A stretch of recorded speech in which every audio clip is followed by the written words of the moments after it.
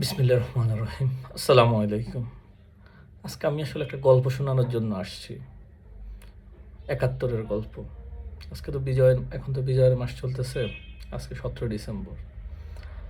প্রথম আলোয় প্রকাশিত ২০২৫ সালের অর্থাৎ এই বছরের ১লা ডিসেম্বর একটি গল্প প্রকাশ হয় প্রথম আলোতে, এক রেহানার বিষাদ গাথা।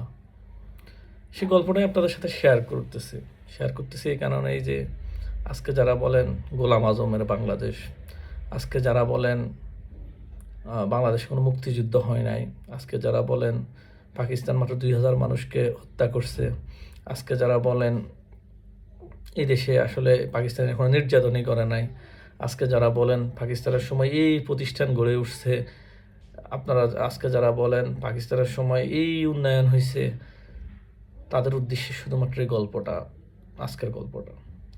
যদি এই গল্প শোনার পর আপনার মনে হয় পাকিস্তান ভালো ছিল, তাহলে আর কোনো কিছু বলার নাই। আমি গল্পটা প্রথম আলো থেকেই দেখে দেখে পড়তেছি।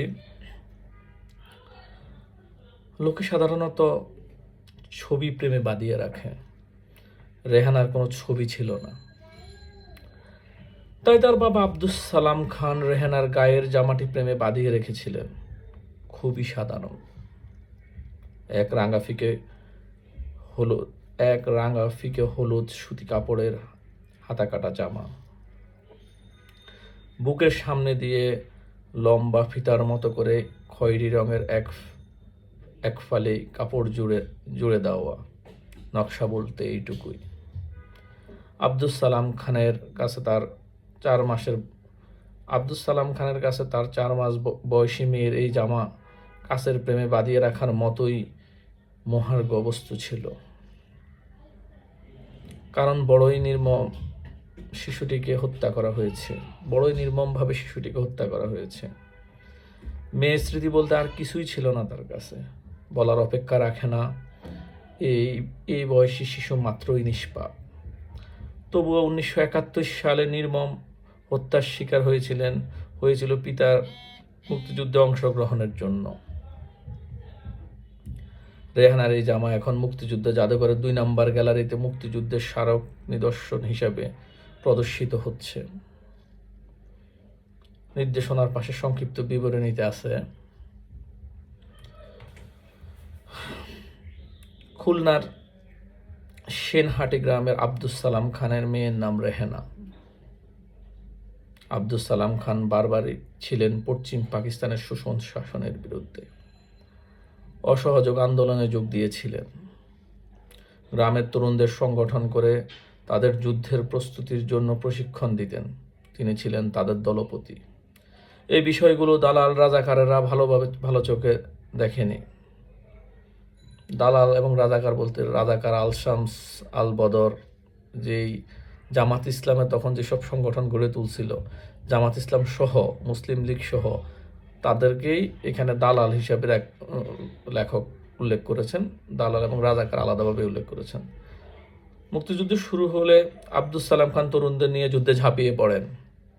মুক্তিযুদ্ধের এক পর্যায়ে 1971 সালের 30 এপ্রিল স্থানীয় দালালেরা, আমি আবার বলতে দালাল বলতে জামাত ইসলাম, মুসলিম লীগ, রাজাকার আল বদর আল শামসদেরকেই বোঝানো হয়েছে। 1971 সালের 30 এপ্রিল স্থানীয় দালালেরা হানাদার পাকিস্তানি সৈন্যদের নিয়ে এসে আব্দুস সালাম খানের বাড়ি ঘেরাও করে ফেলে। সালাম খানকে না পেয়ে ঘাতকের দল ক্রুদ্ধ হয়ে তার মেয়ে রেহানাকে বাড়ির উঠোনে আছাড় দিয়ে বুটের তলায় পিষে হত্যা করে চলে যায়। বাড়ির নারীরা এই পৈশাচিকতার ভীত সন্তুষ্ট হয়ে পড়েন।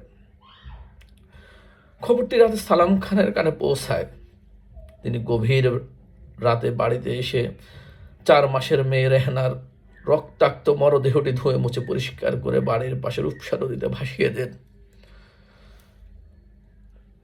এক বুক সুখ নিয়ে ফিরে যান রণাঙ্গনে।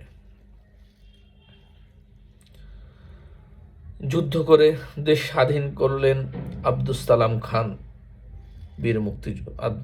খান সহ বীর মুক্তিযোদ্ধারা। তিনি ফিরে এলেন রণাঙ্গন থেকে, মেয়ে তো নেই। স্বাধীনতার জন্য চরম মূল্য দিতে হয়েছে তাকে। মেয়ের স্মৃতিচারণের জন্য রেহনার গায়ের জামাটিকে কাছের প্রেমে বাঁধিয়ে রেখে আগলে রেখেছিলেন বছরের পর বছর। মুক্তিযুদ্ধ জাদুঘরের কাছেই নির্মম নিদর্শন তুলে ধরেছেন সালাম খান নিজেই। এই গল্পটি শোনার পর যদি কেউ মনে করেন বাংলাদেশ মুক্তিযুদ্ধ হয়নি, বাংলাদেশের স্বাধীনতার জন্য কেউ রক্ত দেয়নি, জীবন দেয়নি, তাদের জন্য আমার কোনো কিছু নাই, কোনো প্রশ্ন নাই। তাদের জন্য করুণা হয়। বাংলাদেশ জিন্দাবাদ, স্বাধীন বাংলাদেশ অমর হোক।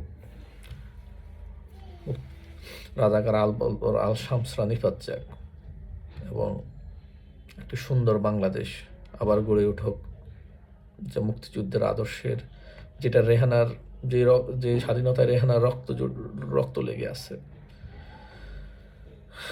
যে স্বাধীনতা সালাম খানের মতো মানুষেরা তাদের জীবনের সর্বোচ্চটুকু বিলিয়ে দিয়েছেন। এই স্বাধীনতা অটুট থাকুক। এদেশে পাকিস্তান জিন্দাবাদ বলা শুয়ারের বাচ্চাদের কবর রচিত হোক। বাংলাদেশ জিন্দাবাদ।